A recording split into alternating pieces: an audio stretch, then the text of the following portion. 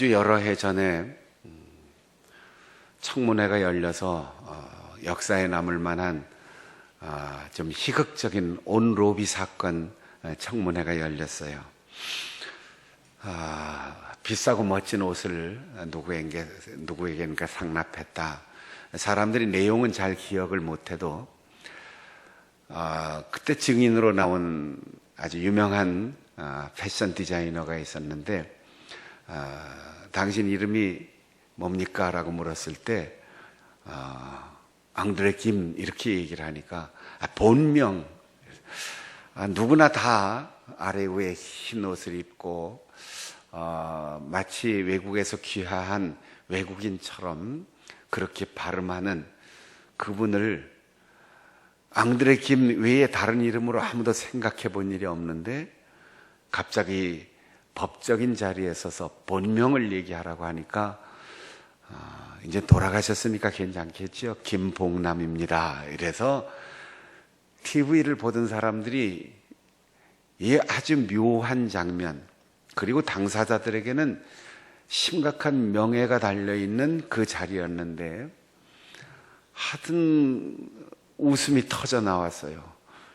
TV를 보는 사람들도 어떤 개그 프로그램보다 더 웃음상이 벌어져서 앙드레 김과 김봉남 씨 사이에서 그 얼굴과 옷차림을 보면서 아주 감정적으로 기묘해지는 것을 느꼈습니다. 우리가 연예인들의 예명과 본명 사이에서 그런 당혹스러움을 느낄 때가 있어요. 저도 어릴 때 영화를 보러 가면 그 예쁜 배우가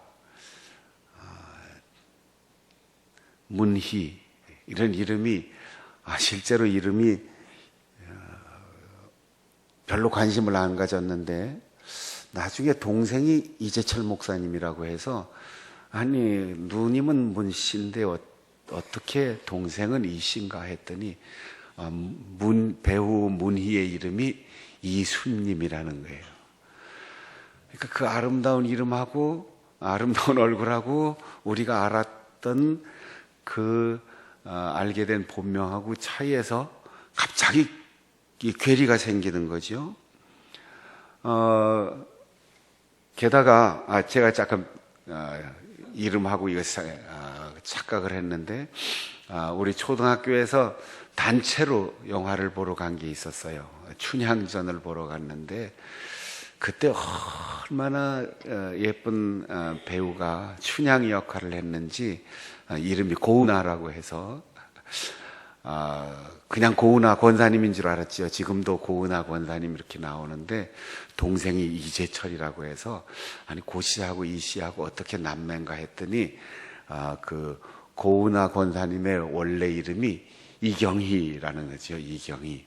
이 경희도 이쁜 이름이지만 고은아와 이경희 사이, 문희와 이순님 사이 그 이름하고 예명하고 얼굴 사이에서 제가 설교를 이렇게 헷갈리게 할 정도로 헷갈리는 생각이 들었죠. 한동안 제빵왕 김탁구 이래서 윤시연이라는 탤런트 이름이 널리 알려졌는데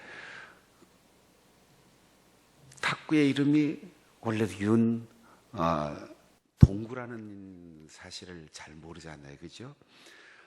요즘 커피 선전에도 잘 나오는 공유라고 하는 탤런트는 이름이 외자가 아니고 진짜 이름은 공지철이라고 그러는데 아주 이름치고는 진짜 지성적인 이름, 지성이라는 이름을 가진 사람이 원래 이름은 곽태근이랍니다.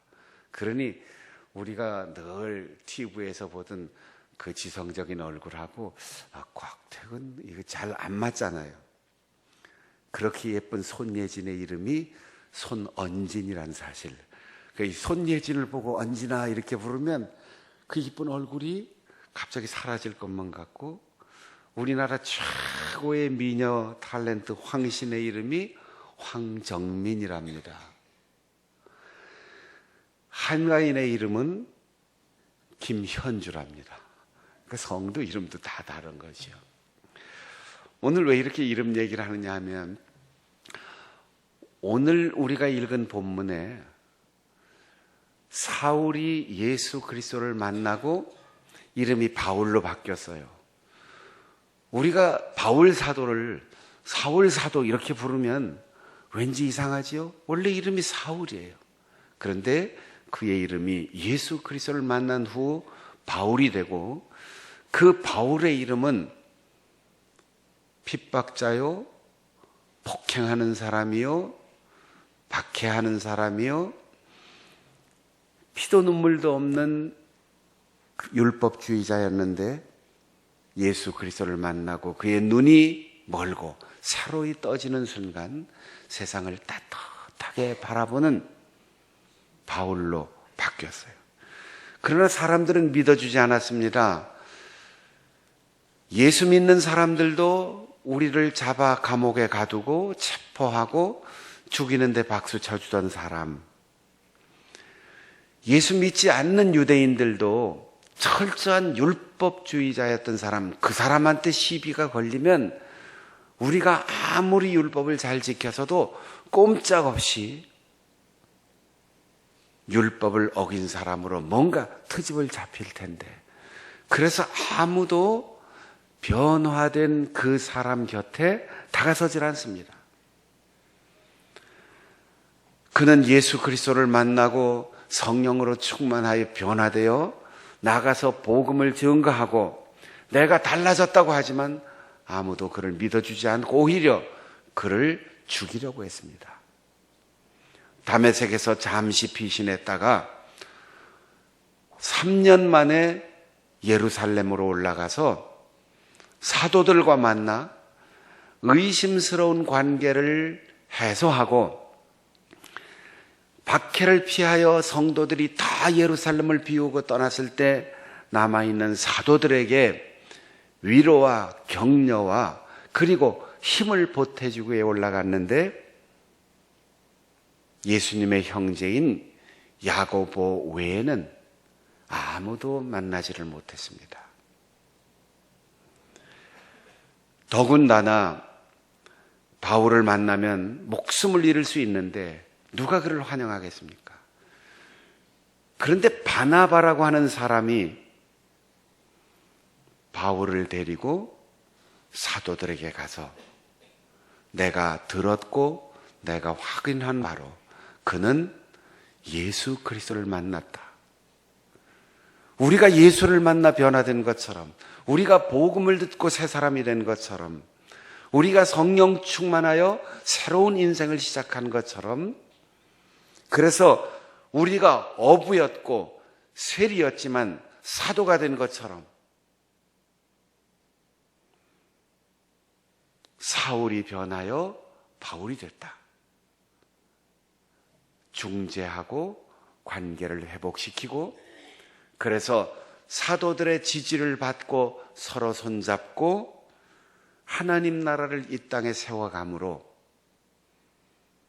기독교는 예루살렘과 갈릴리 지역의 변방의 변두리 이단 종교에서 온 세상을 사랑으로 정복하는 위대한 하나님 나라의 현존이 되었습니다. 바나바는 원래 이름이 아닙니다. 원래의 이름은 요셉이었습니다. 그런데 성경을 자주 읽는 사람도, 그리고 사도들도, 그리고 초대교회 성도들도, 역사를 기록하는 사람도 아무도 그를 요셉이라고 생각하지 않고 그의 바뀐 이름, 별명을 진짜 이름처럼 기록하고 기억하였습니다. 요셉이었던 시절 그는 많은 땅을 가지고 있는 사람이었습니다. 그런데 그 땅을 다 팔아서 사도들 앞에 가져다 놓고 교회의 필요에 따라서 가난한 사람을 먹이고 외롭게 살아가는 사람들을 위로해주고 병든 이를 돌보는 일에 소중하게 써줄 것을 믿고 자기의 것을 자기의 것이라고 주장하지 않고 사도들에게 갖다 바쳤습니다. 그리고 초대교회는 그런 헌신자들의 재물을 가지고 기하급수적으로 늘어가는 초대교회의 성도들의 수많은 어려움을 해결해 주는 일에 물질적으로도 봉사를 하였습니다. 바나바는 요셉이라고 하는 이름과 달리 그의 별명이었는데, 바르라고 하는 말은 아들이란 뜻이고 나바는 위로라는 뜻이에요. 위로의 아들, 위로하는 사람. 얼마나 중재를 잘하고, 얼마나 화해를 잘 시키고, 얼마나 낙심한 사람을 위로해주고, 얼마나 따뜻하게 손잡아주고 오해를 풀어주고 이해시켜주는 사람이었는지, 그의 별명이 위로하는 사람. 그렇게 부르다 보니까 바나바가 그냥 이름이 되었습니다. 사랑하는 여러분, 여러분의 별명은 뭡니까? 여러분의 별명을 아는 사람은, 자기 자신의 별명을 아는 사람은 그래도 꽤 좋은 별명일 거예요. 그런데 자기만 모르고 남들이 부르는 별명이 있는 사람이 있을 수 있어요.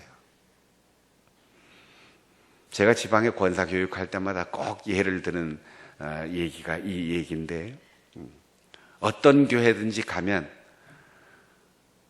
예배 시작한 다음에 기도하는 때 슬그머니 들어오든지 설교할 때 이렇게 들어오는 사람이 있으면 이렇게 보고, 다 왔네? 우리 교인 다 왔다. 야외를 가든 여행을 가든 꼭 버스 시동 걸어놓고 출발하려고 그러면 한참 기다렸다가, 아이고 이제 다 왔구나, 빨리 와. 마지막으로 오는 사람이 꼭 있어요. 좋은 분위기에서 대화하는데 꼭 가서 슬그머니 끼어서, 그래 그 말도 맞긴 맞지만 그런데 하고 꼭 부정적인 얘기를 해서 찬물을 끼얹는 사람이 있어요.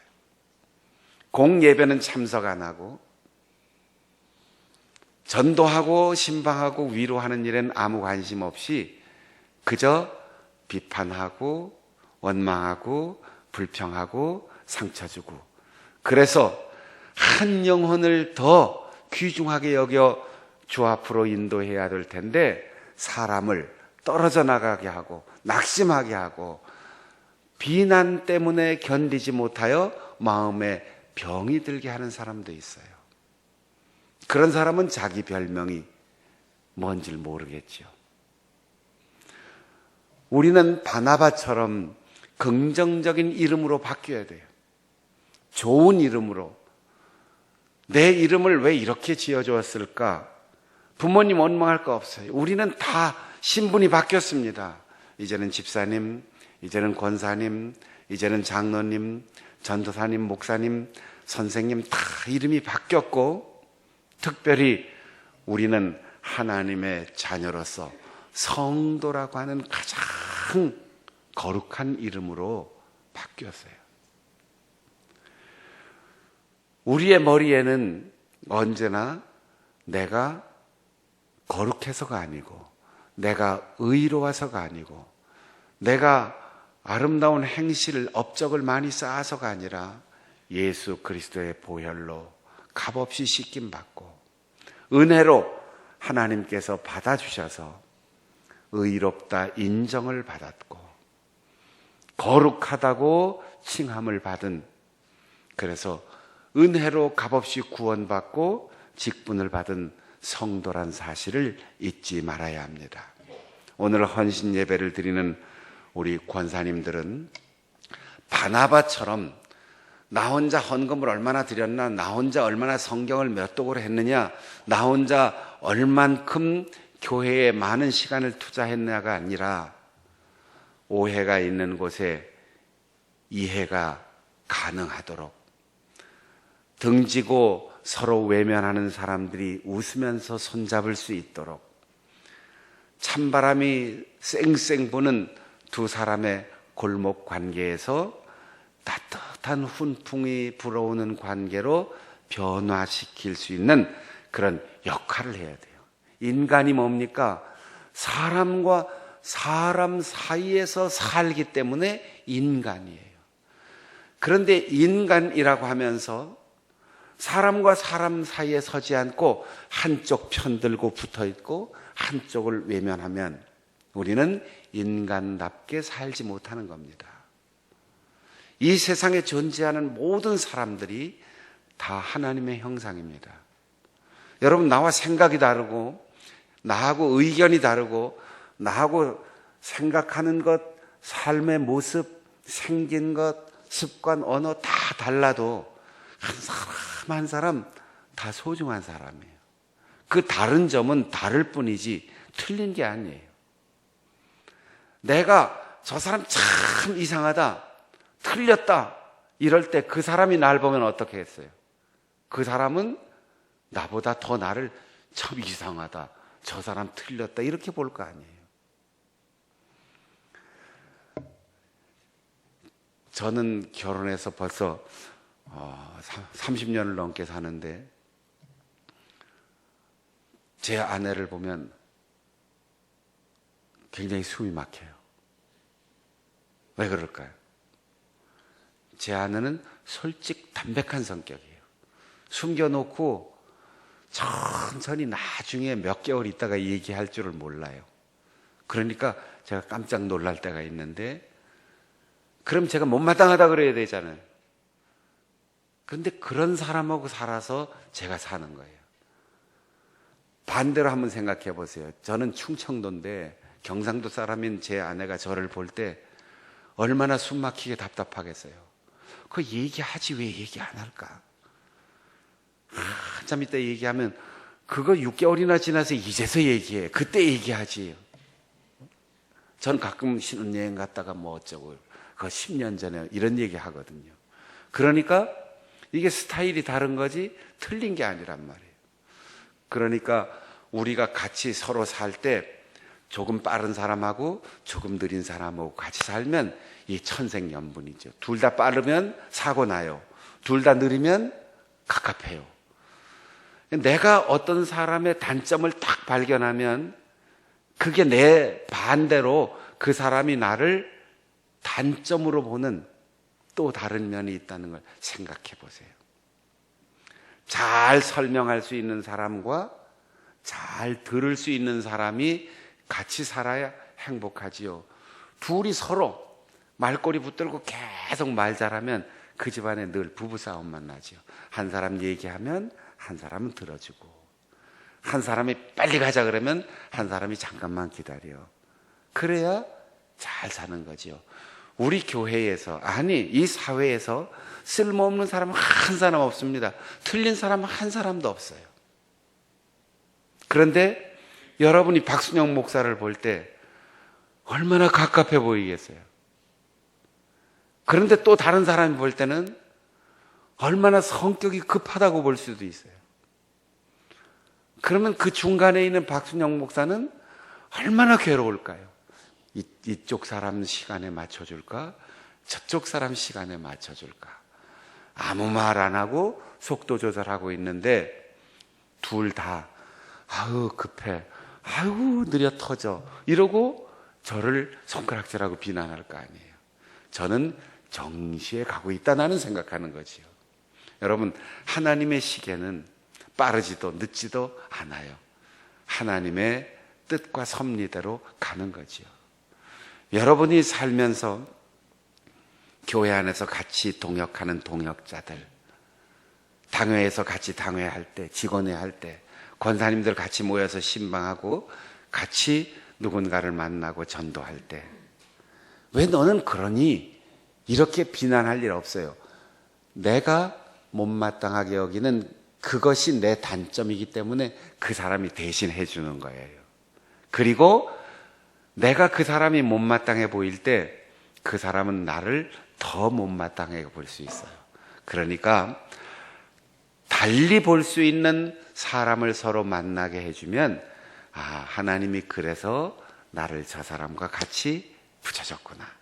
같은 구역에 살게 하시고 부부로 살게 하시고 부모와 자녀가 되게 하시고 같은 권사회에 있게 하시고 같은 교회에 있게 하셨구나. 다 똑같으면 무슨 재미가 있겠어요? 다 다른 게 정상이고 하나님께서 우리를 다 다르게 만드신 이유는 사람과 사람, 그것도 이 사람과 이 사람이 전혀 다를 때 한쪽 편에 붙어서 편들지 말고 항상 중간에서 이해시키고 손잡게 해주고 화해시켜주는 그런 인간 구실을 해라. 그래서 사람으로 우리를 만드신 겁니다. 우리는 화해의 역할을 감당해야 하고 이해시키는 역할을 감당해야 하고 문제가 있을 때 그 문제는 누가 나빠서가 아니고 생각과 스타일이 달라서 그런 거예요. 그 문제가 일어났을 때 어느 분이든 권사님이 가면, 우리 교회 권사님이 가면 그 문제가 기회가 될 수 있도록 중간 역할을 잘 감당해야 돼요. 사도들이 숫자가 많으니까 예수님께서 직접 임명하신 정통성 있는 사람이니까 사도들 편을 들어야지. 그랬으면 12사도보다 더 많이 수고하고 위대하게 쓰임받던 사도 바울은 이 세상에 존재할 수 없어요. 신진 세력으로 똑똑한 사람, 좋은 대학 나오고 학위가 몇 개씩 있는 저 바울 같은 사람하고 내가 같이 일해야 내 명예가 올라갈 텐데 하고 바울하고 딱 붙었으면 사도적 권위를 인정받을 수가 없어요.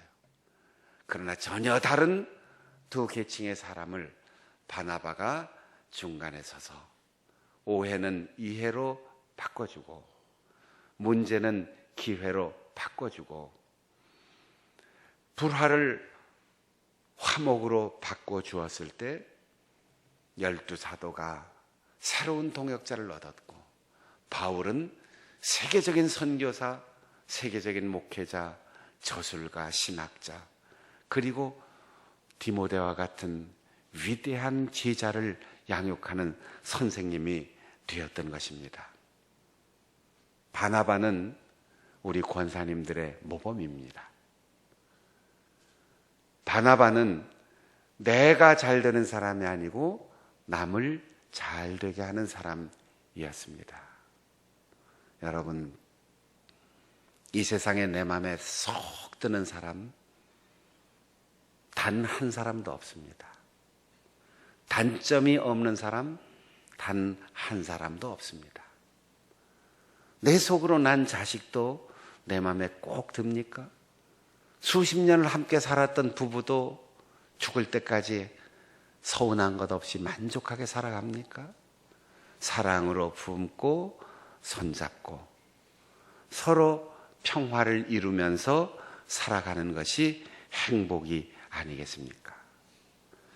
그런 의미에서 바울 사도처럼 눈을 완전히 뜨지 못하게 예수님께서 그의 눈을 봉하셨다가 아나니아의 안수기도로 눈에 파충류의 비늘이 싹 떨어졌을 때 세상을 다시 보게 되었고 바나바처럼 자기보다 한참 실력도 떨어지고 학력도 떨어지고 율법도 잘 모르는 사람, 그 사람 덕분에 사도들과 만나게 되고 화해를 하게 되었잖아요. 바나바는 아무것도 가진 것 없습니다. 돈을 준 것도 아니고 맛있는 음식을 먹여준 것도 아닙니다. 단지 얽혀있는 오해를 풀어주고 사람을 좋게 소개해주고 사람과 사람 사이에서 평화를 이루어서 위로하고 화해하게 한 것뿐입니다. 전도하기 전에 먼저 내가 자리를 잘 지키고 전도하기 전에 내가 먼저 우리의 식구들을 놓치지 않도록 잘 품고 화해시키고 그리고 그런 따뜻한 사랑의 마음으로 세상에 나가서 믿지 않는 우리의 가족, 우리의 친구, 이웃을 주님 앞으로 인도해서 여러분 모두가 이름이 바뀌고 역할이 바뀌고 가치와 평가가 달라진 바나바와 같은 좋은 권사님들 그렇게 사역할 수 있는 우리 권사님들 다 될 수 있기를 바랍니다. 기도하겠습니다. 하나님 아버지, 요셉의 이름이 바뀌어 바나바가 되고